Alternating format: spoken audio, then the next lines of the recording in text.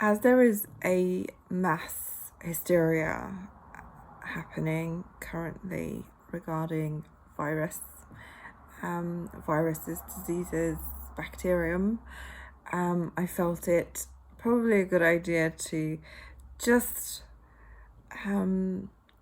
discuss really what the fear proponent of this current mass media in 2020 about the pandemic of coronavirus is all about.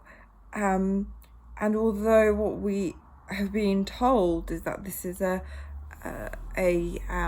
man-made virus, most diseases tend to start from being man-made, and then of course they evolve, as the theory of evolution will tell us, and evolve into their own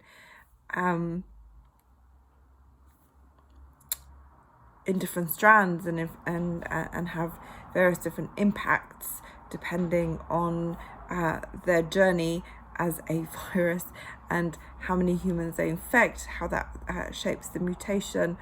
And this is because we're biological beings, we're organic beings, and there is no certainty with anything that's biologically driven.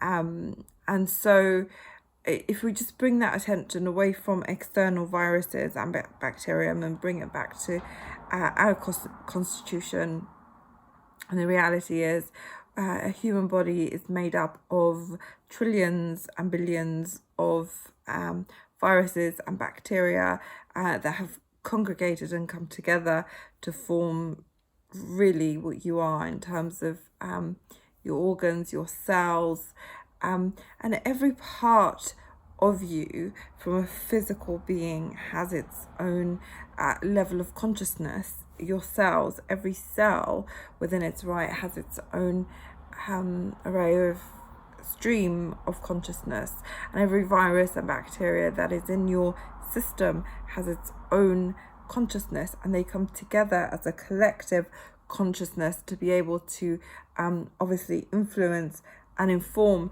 your own streaming consciousness. And so you're made up of all these, if you like to call it, radio signals of consciousnesses making a wave of who you are in this reality. And actually that is instrumental also for our human consciousness.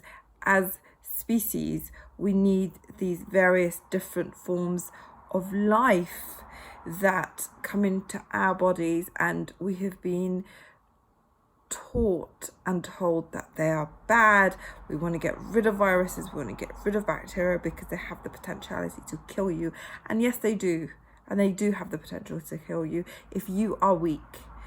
And the reason for why they destroy weak humans and kill people who have compromised immune system, as harsh as that sounds, it is nature's way of getting rid of what is not strong, what is not fit, what is, again, an essence of Darwin's survival of the fittest comes into this, where nature takes you out, because what it wants is for the strong to continue to reproduce, and humans have taken this concept through and have created eugenics as part of this sort of nature's programming of how it takes out the weak.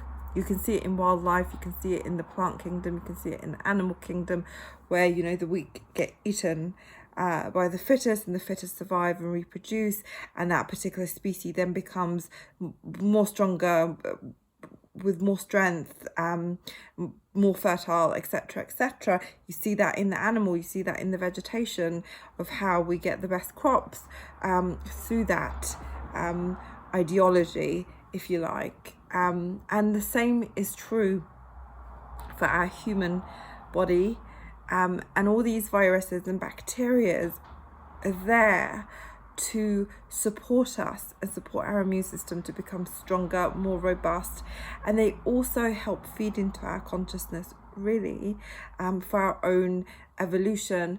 And there's so much beneath the surface that we really do understand from how these viruses and bacteria really interact with our consciousness and from a cellular perspective. And I hope over the coming centuries and years that we look in deeper in terms of how we have really evolved as human species.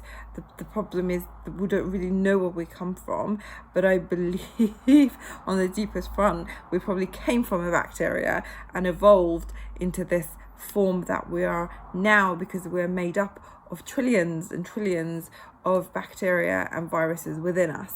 And so again, with this, I urge a calling not to freak out and be scared by, what you hear on the media and the news and the medical professions, etc., about being petrified of a virus. I think by all means we should all be taking extreme care of various different hygiene levels, physical, mental, and emotional. But beyond the hygiene, we should also be embracing nature and life and knowing that all these bacteria and these viruses are there really as a gift for our own sense of evolution and our own sense of strengthening, so that we utilize and see the opportunities that these situations can create for the evolution of our humanity. Now, it sounds quite brass to say, this is to take the weak out. But again, I think the weak are in the position of weakness. Obviously, a part of that is their own personal responsibility for either poor diet, poor lifestyle choices. Genetics could be at play, but we know through epigenetics that can transform through conscious lifestyles. And so anything is possible in the realms of disease and disorder if we come at it from the right direction and with the intention of really healing the deeper aspects of ourselves that cause to be healed, whether that is emotional, mental, spiritual, and physical, so that we strengthen ourselves, so that when we are confronted with external viruses and bacteria, and that we go through that process of deeper healing, deeper reconfiguration, deeper recalibration with the viruses, so that we emerge, anyone that's had a flu that emerges from a flu really feels their robustness. It often takes about a month to 2 months to recover from flu, but once you emerge from it, your first protocol is to eat better, to exercise, to get more sunlight, to get more fresh air, etc. There's almost like a death that occurs with the flu if you are not taken out and die. But as you re-emerge, many people say that I've revived from death. I feel like I've gone back, I died and came back, for example, because it is metaphorically a death of the old with a decision for the new. And as you emerge from any colds or flus that have been particularly harsh on your body, you emerge so much more stronger and with a new determination to create better lifestyle choices. And I think beyond just looking at the scaremongering of flu and viruses, we've got to get real and really appreciate them for what they are, which is a stepping stone in our own sense of evolution, for our own sense of up-leveling of our physical structure. You can up-level mentally through meditation and practices. You can up-level emotionally through reflection and self-care. But physically, if you're not exercising, which is the fantastic form of up-leveling your cellular and regeneration of your cells, another proponent to you reaching that point is through viruses, contracting various different viruses or activating those certain viruses within your system, so that you can reconfigure your cellular structure for the better. It doesn't have to mean real death of the physical We don't have to run to the medical cabinet or medicine cabinet to be able to exterminate these viruses and bacterium. We can work with them. We don't have to be frightened of them. We don't have to want to desire, wish to abolish them.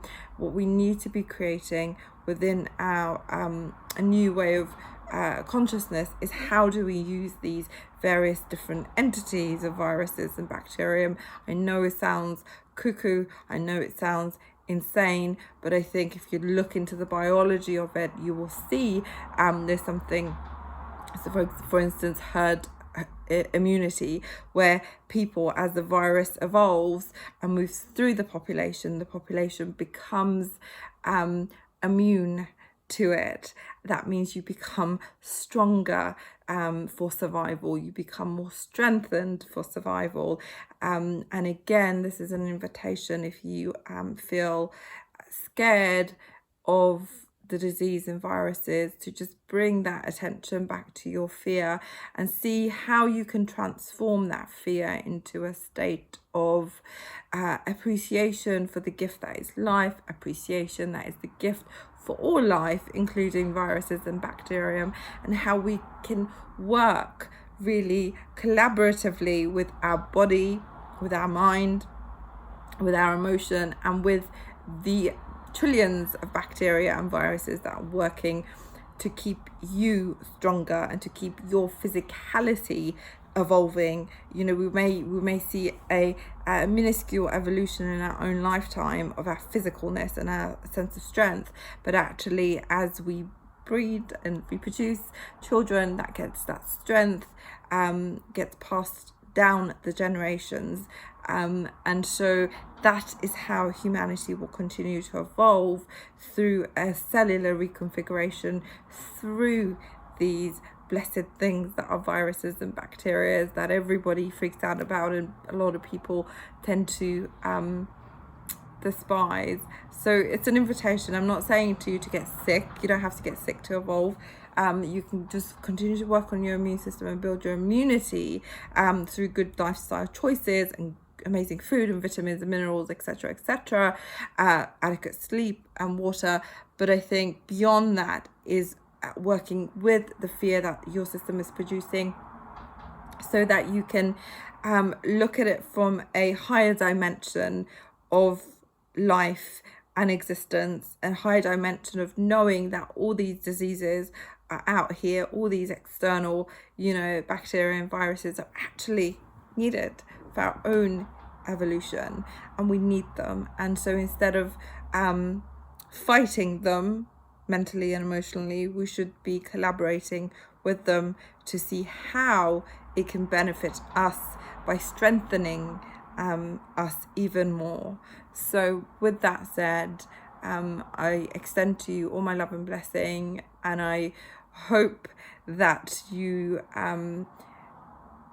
can move and shift through this very fearful episode that's occurring in 2020 around the coronavirus, and that you can look beyond, the illusion of death or loss, and see it for what it is and the gift that it has to offer humanity, which is the strengthening and the evolution of our physicality.